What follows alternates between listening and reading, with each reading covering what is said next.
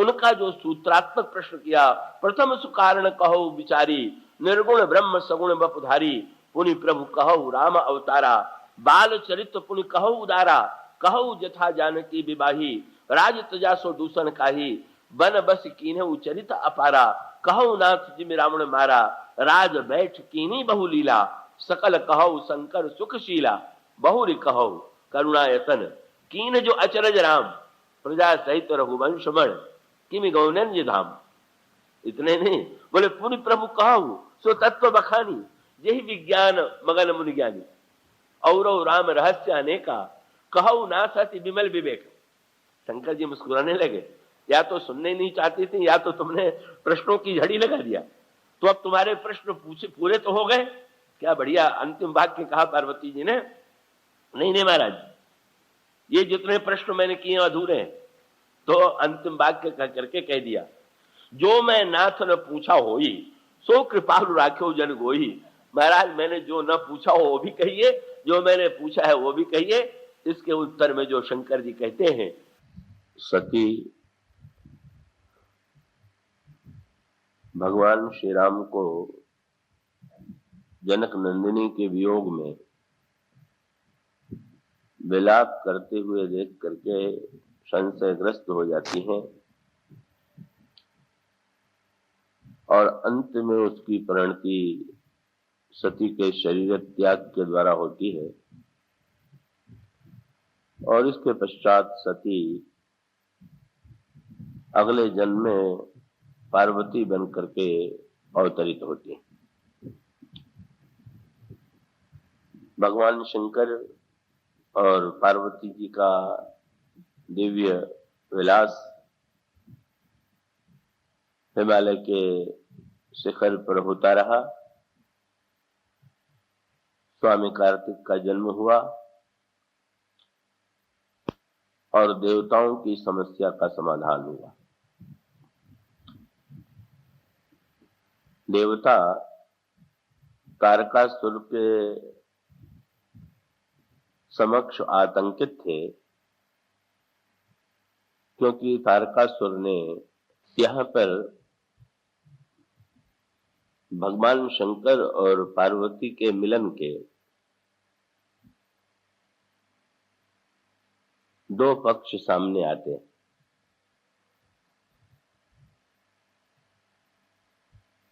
श्रद्धा और विश्वास का मिलन निष्कामता और सकामता दोनों ही दृष्टि से परमावश्यक है। वैसे सच्चा विश्वास और सच्ची श्रद्धा जो है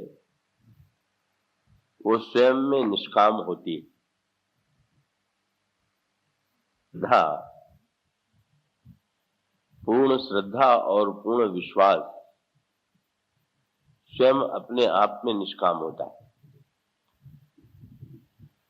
और यही सत्य भगवान शंकर और भगवती उमा के जीवन में भी दिखाई देता है। भगवान शंकर जब अपनी तृतीय दृष्टि के द्वारा काम को जला देते हैं, तो इसका भी तात्पर्य यही है कि भगवान शंकर निष्काम। और जब काम के जल जाने का समाचार सप्तर्षियों के द्वारा पार्वती को मिलता है, तो उस समाचार को सुनकर के उनके हृदय में रंच मात्र भी दुख और पीड़ा की अनुभूति नहीं होती, बल्कि सप्तर्षियों ने जब उन्हें यह समाचार सुनाया, तब उनकी धारणा ये थी कि जो ही पार्वती ये सुनेंगी कि भगवान शंकर ने काम को जला दिया, उन्हें अत्यंत दुख होगा। क्योंकि उनका तर्क ये था कि पार्वती जी विवाह के लिए ही तपस्या कर रही हैं और विवाह का मूल आधार तो काम है, और ऐसी परिस्थिति में जब वे सुनेंगी काम जला दिया गया, तो स्वाभाविक रूप से उनको बड़ी पीड़ा होगी, क्योंकि इसका तात्पर्य तो यह है कि विवाह का आधार ही समाप्त हो गया। लेकिन जब सप्तर्षियों ने भूमिका पूर्वक पार्वती जी से कहा कि कहा हमार न सुनेहु तब नारद के उपदेश, और अब्भा झूठ तुम्हारपन जारेउ काम महेश। अब आपकी प्रतिज्ञा झूठी हो गई, क्योंकि शंकर जी ने काम को जला दिया। पार्वती जी की ओर जब उन्होंने देखा तो देख करके बड़ा आश्चर्य हुआ का पार्वती जी के मुख पर हंसी की रेखा दिखाई पड़ी, और उन्होंने बड़ी व्यंग्यात्मक भाषा में मुनियों से कहा कि आप लोग ये समाचार बहुत विलंब से लेकर के आए। सप्तर्षियों ने कहा कि नहीं नहीं, अभी तो मदन दहन हुआ है और इतनी किसी में तीव्र गति नहीं है कि वो हमसे पहले आकर के आपको समाचार सुना सके।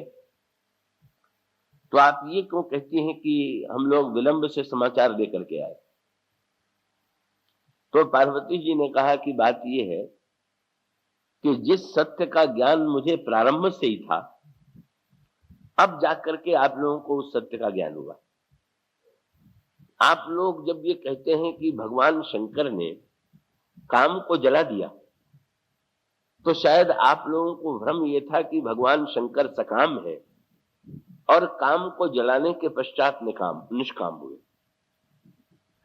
पर जहां तक मैं जानती हूं, मुझे तो शंकर जी के विषय में सर्वदा से ज्ञात है कि हमारे जान सदा शिव जोगी, अज अनवद्य अकाम अभोगी। मेरी दृष्टि में भगवान शंकर अकाम है, अभोगी है, अजय। तो ऐसी स्थिति में मुझे इस समाचार को सुनकर के तो कोई आश्चर्य नहीं हुआ कि शंकर जी ने काम को जला दिया, पर आप लोगों के मस्तिष्क में जो शंकर जी की सकामता को लेकर के भ्रम था, वो मिट गया। ये बड़ी प्रसन्नता की बात है। सप्तर्षियों ने कहा कि देवी, यदि शंकर जी सर्वदा से निष्काम थे, तो उन्होंने अब काम को जला दिया, इसका क्या अर्थ हुआ? ऐसा क्यों हुआ? मदन दहन का प्रसंग अब क्यों आया? तो बहुत सुंदर, बड़ा ही मार्मिक उत्तर दिया पार्वती जी ने। उन्होंने कहा कि वस्तुतः तो शंकर निष्काम थे, लेकिन तात अनल कर सहज स्वभावु, और हिमते ही निकट जाई नहीं खाऊ, और गए समीप सो अवश्य नसाई, अस्त मनमथ महेश की नाई। उन्होंने कहा जैसे ठंड का ये स्वभाव है कि वो अग्नि के सामने कभी नहीं टिकता, और ठंड अगर अग्नि के सामने जाने की चेष्टा करे तो उसका विनाश अवश्यंभावी है। इस तरह शंकर तो सदा से निष्काम था। हाँ, काम इसलिए बचा हुआ था कि वो शंकर जी से दूर ही दूर रहता था। अब उसकी दुर्बुद्धि हुई और शंकर जी के सामने चला गया, तो वो जल जाना तो वस्तुतः उसकी ही मूर्खता का परिणाम था। भगवान शंकर तो जैसे पहले थे वैसे अब भी। तो इन दोनों का संकेत सूत्र ये है कि भाई, स्वाभाविक रूप से जब कामना को लेकर के श्रद्धा की जाए तो उसके टिकाऊ रहने की संभावना नहीं होती। अगर कामना की पूर्ति होगी तो हमारी श्रद्धा बढ़ेगी, हमारा विश्वास बढ़ेगा, और हमारे कामना की पूर्ति में बाधा पड़ेगी तो हमारी श्रद्धा और विश्वास में कमी आएगी। इसलिए मूलतः जो है श्रद्धा और विश्वास निष्काम। किंतु यदि ये कह दिया जाए कि श्रद्धा और विश्वास केवल निष्काम व्यक्तियों के लिए ही है, तब तो संसार में बहुत थोड़े ऐसे व्यक्ति रह जाएंगे कि जो जीवन में श्रद्धा और विश्वास की आवश्यकता का अनुभव करें। क्योंकि इसका अभिप्राय है कि हम पहले निष्काम बने और निष्काम बनने के पश्चात तब विश्वासी और श्रद्धालु बने। इसलिए दूसरा पक्ष यही है कि श्रद्धा और विश्वास स्वयं अपनी दृष्टि से भले ही निष्काम, लेकिन श्रद्धा और विश्वास की विशेषता यह है कि वे कामना करने वालों की कामना की पूर्ति अपनी ओर से करते हैं, बदले में उन्हें कुछ नहीं चाहिए। पर जब कोई सकाम व्यक्ति श्रद्धा, सकाम व्यक्ति विश्वास का आश्रय लेता है तो उसके कामना की पूर्ति होती है। तो भगवान शंकर और पार्वती के विवाह के दो परिणाम हुए। एक परिणाम तो हुआ कि जब विवाह हुआ तो स्वामी कार्तिक का जन्म हुआ, और दूसरा परिणाम हुआ कि जब विवाह हुआ तो राम कथा का जन्म हुआ। ये दोनों जन्म होते हैं। तो विवाह से जब स्वामी कार्तिक का जन्म होता है, और उसमें भी क्रम कैसा है, ये तारकासुर से संत्रस्त कौन है? देवता। और देवता कौन है? वही भोगी और स्वार्थी। वो स्वामी जी तो देवताओं पर व्यंग किए बिना मानते नहीं। अगर देवता बढ़िया भी बात कहे तो गोस्वामी जी को कुछ अटपटा ही सा लगता है, और वो स्तुति भी करने आते हैं तो तुरंत कह देते हैं, आए देव सदा स्वार्थी, वचन कहे जनु परमारथ। ये स्वार्थी देवता आ गए, जो बोलते हैं तो ऐसा लगता है कि वाह वाह, ये तो बड़े परमार्थी हैं, पर पक्के स्वार्थी। तो अब देखिए ना, सकाम व्यक्ति सबसे अधिक उतावला होता है कि मेरी कामना पूर्ण हो। तो भगवान शंकर पार्वती का जब विवाह हुआ तो पहले जन्म स्वामी कार्तिक का हुआ, कि जिससे स्वार्थियों की जो समस्या है उसका समाधान। और स्वार्थी की समस्या क्या है कि तारकासुर ने देवताओं को हरा दिया, और उससे दो वस्तुएं देवताओं की खो गई। उसे तारकासुर ने छीन लिया, और वो दोनों वस्तुएं कौन थी? बोले भय देव सुख संपत्ति रीते। देवता जो थे वो सुख और संपत्ति दोनों से रहित हो गए। तो भाई संसारी व्यक्ति की तो ये दो ही समस्या है कि हमारा सुख रहे और हमारी संपत्ति रहे। तारकासुर उसको हड़प लिए हुए है, इसलिए भगवान शंकर और पार्वती के मिलन से षडानन का जन्म हुआ। षडानन ने तारकासुर का वध किया, और तारकासुर का वध करने के पश्चात देवताओं की सुख और संपत्ति जो है पुनः उन्हें प्राप्त हो गई, और स्वार्थी ने समझ लिया कि जीवन की धन्यता हो गई। भगवान शंकर ने, पार्वती जी ने कृपा करके हमारी समस्या का समाधान दे दिया। किंतु अब स्वार्थ की समस्या का समाधान होने के बाद अब एक दूसरा प्राकट्य हुआ, एक दूसरे का जन्म हुआ। और उसका अभिप्राय क्या है कि अब स्वार्थ की पूर्ति होने के बाद बड़ा बढ़िया सूत्र है कि भाई ये कह दिया जाए कि स्वार्थ का त्याग कर दीजिए, तो कहना सरल है पर व्यक्ति के लिए छोड़ना कठिन।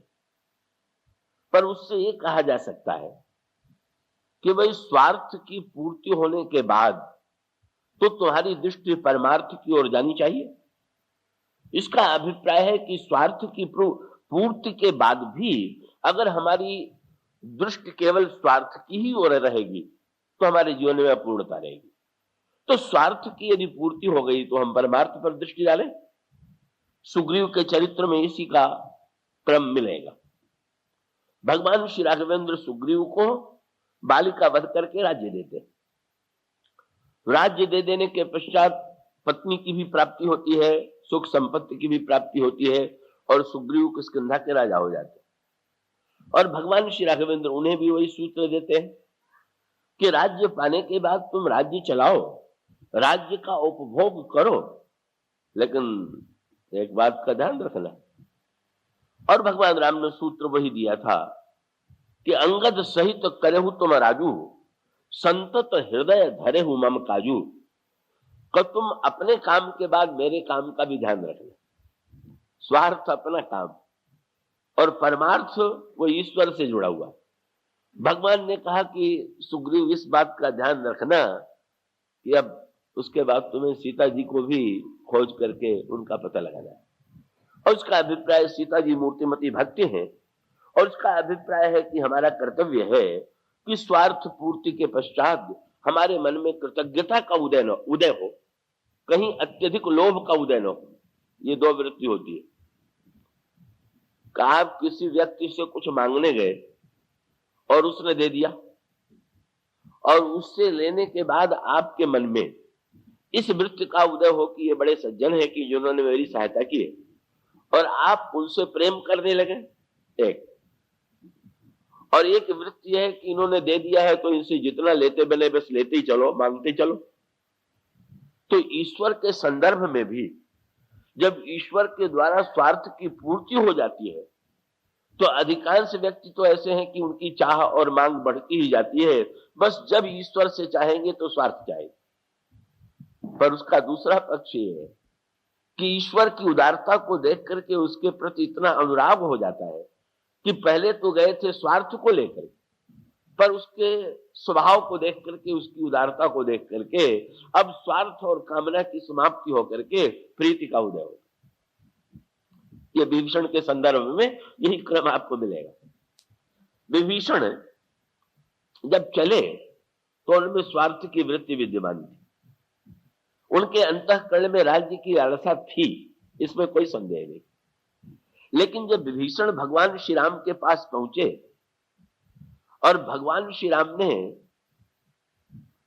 जाते ही उनको लंकेश कह करके पुकारा, प्रभु ने विभीषण को संबोधित किया तो विभीषण नाम लेकर के नहीं, कहू लंकेश। विभीषण गदगद हो गए, क्या अरे कैसे उदार हैं कि मेरे हृदय की कामना को यद्यप मैंने प्रकट नहीं होने दिया, लेकिन इन्होंने तो तुरंत पहले ही वाक्य से मेरी कामना की पूर्ति कर दी। लेकिन अब उसका परिणाम क्या हुआ जो होना चाहिए? कब विभीषण जी के जीवन में तुरंत वो बात भगवान से उन्होंने स्वीकार की, प्रभु आपने मुझे लंकेश कहा है, मैं स्वीकार करता हूं कि मेरे हृदय में सचमुच कामना थी। लेकिन अब क्या हुआ?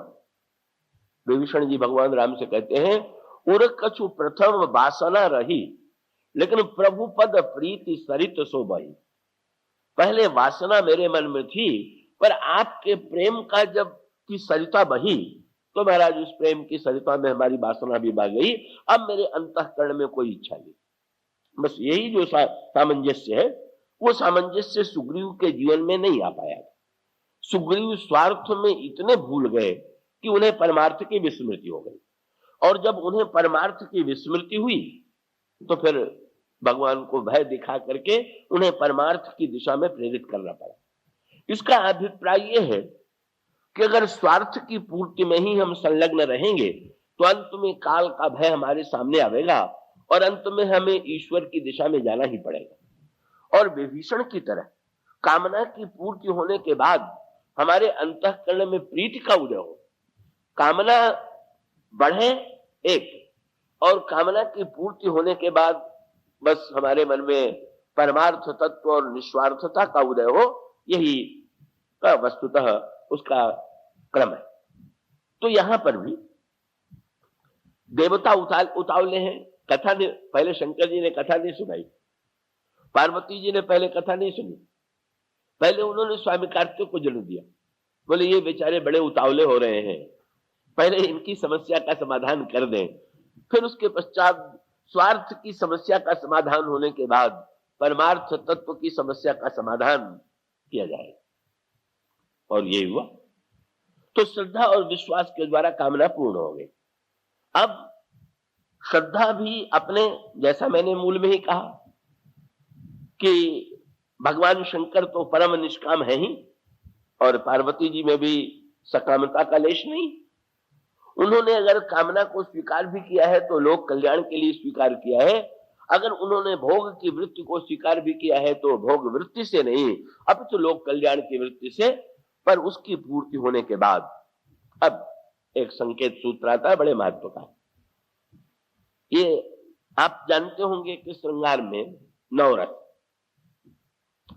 तो 9 रसों में कौन सा रस मुख्य है, इसको लेकर के विवाद है। तो एक पक्ष तो ये मानता है, और वो अधिकांश साहित्य का पक्ष उसी के साथ सहमत है कि श्रृंगार जो है वही रसराज है। और दूसरा पक्ष ये मानता है कि नहीं, अंत में रसों की समाप्ति शांत रस है, इसलिए श्रृंगार नहीं शांत रस महत्वपूर्ण है। अब जरा यह ध्यान दीजिए, क्या हुआ? दोनों को स्वीकार किया गया। अब दोनों में अंतर क्या है? श्रृंगार बिना द्वैत के होगा नहीं, और शांत का तात्पर्य है अद्वैत। द्वैत से अद्वैत, यही श्रृंगार से शांति का तात्पर्य है। तो भगवान शंकर और पार्वती का मिलन क्या है? शुद्ध श्रृंगार रस का प्रसंग है। गोस्वामी जी विवाह के बाद जब दोनों लौट करके आए तो उन्होंने कहा कि हर गिरिजा विहार नित नयऊ, और यही विधि विपुल काल चले गए। भगवान शंकर और पार्वती का विहार विपुल काल तक चलता रहा। गोस्वामी जी से किसी ने कहा कि कालिदास ने तो बड़ा श्रृंगारपूर्ण वर्णन किया, का वो तो श्रृंगार का ही प्रसंग है, और श्रृंगार का प्रसंग जो है स्वाभाविक रूप से जब विवाह है तो उसके साथ श्रृंगार जुड़ा हुआ है। लेकिन गोस्वामी जी ने क्षमा मांग लिया, कालिदास से थोड़ा सा अलग हो गए। कालिदास जी ने तो कुमार संभव में भगवान शंकर और पार्वती के विवाह का बड़ा ही विलक्षण वर्णन किया है, जो बड़ा श्रृंगारी।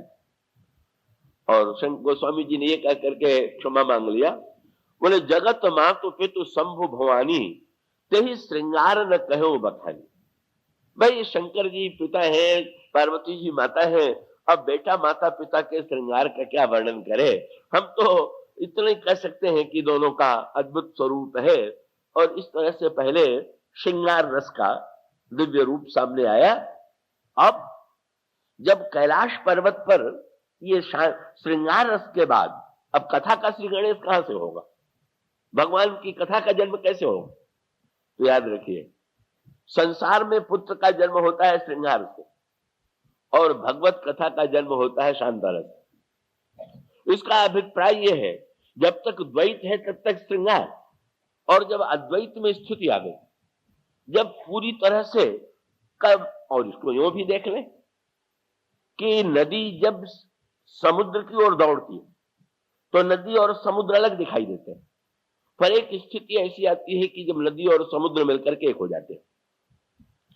तो अब कैलाश पर्वत पर बट वृक्ष की छाया में अकेले शंकर जी, वही अद्वैत स्थिति।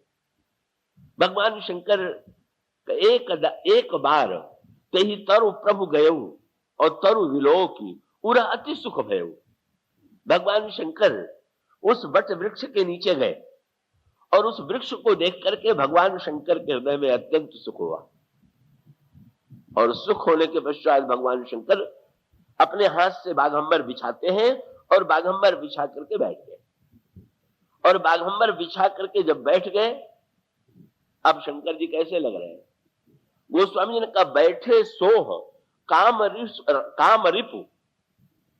एक एक अद्भुत शब्द है यहां, इतने बड़े श्रृंगार का वर्णन, पर वो मूलतः कौन है? बोले श्रृंगार तो होता है कामी में, लेकिन यहां पर वस्तुतः शंकर जी कौन है? बोले अब शंकर जी वस्तुतः काम के शत्रु के रूप में बैठे हुए। बैठे सोह काम रिपु, कैसे? क्या लगा? धरे शरीर शांत रस जैसे, ऐसा लगा कि जैसे शांत रस जो है वही शरीर धारण करके बैठा हुआ। तो मूर्तिमान अद्वैत तत्व अकेले शिव शुद्ध शांत रस में विद्यमान, स्वार्थ की समस्याओं का समाधान हो चुका है। और उसके बाद भगवती पार्वती एकांत में जब अवसर देखती हैं, तब वे आकर के भगवान शंकर के चरणों में प्रणाम करती हैं। और चरणों में प्रणाम करने के पश्चात बड़ा सुंदर, उन्होंने बड़ी सुंदर भूमिका, कृष्ण की बड़ी सुंदर भूमिका थी। क्या बोले? प्रभु आप अकेले में बैठे हुए और आपको द्वितीय की आवश्यकता भी नहीं। मैं आशा करता हूं ये जो भूमिका प्रसंग की चल रही है इसको आप एकाग्रता से सुनेंगे। द्वितीय की आवश्यकता का अर्थ ये है कि स्वयं में जब आनंद की कमी होती है तो हम उसकी पूर्ति के लिए दूसरे का आश्रय लेते। भगवान शंकर अकेले स्थित हैं, आत्माराम है, स्वयं अपने ही अंतःकरण में अनंत आनंद का स्रोत उनके विद्यमान है। इसलिए शंकर जी को द्वितीय की अपेक्षा नहीं, पर द्वितीय के रूप में का पार्वती जी जो है स्वयं आकर के बिना निमंत्रण के ही उपस्थित हो जाती है। ये पहली कथा जो हुई उसका दोनों रूप अनोखा है, आज की कथाओं से बिल्कुल बदला हुआ रूप। उसका अर्थ क्या, जो कल मैंने कहा था कि भाई आज तो कथा होती है तो वक्ता के लिए आसन की व्यवस्था, सुविधा पूर्वक ठहरने की व्यवस्था, कितनी व्यवस्था करनी पड़ती है, और वक्ता की व्यवस्था नहीं करनी पड़ती है, श्रोताओं की भी व्यवस्था करनी पड़ती है। उनको निमंत्रण भेजिए, समाचार पत्र में विज्ञापन दीजिए, हो सके तो सवारी की व्यवस्था भी कीजिए, तब कहीं श्रोता और वक्ताओं का मेल। पर पहली कथा जो हुई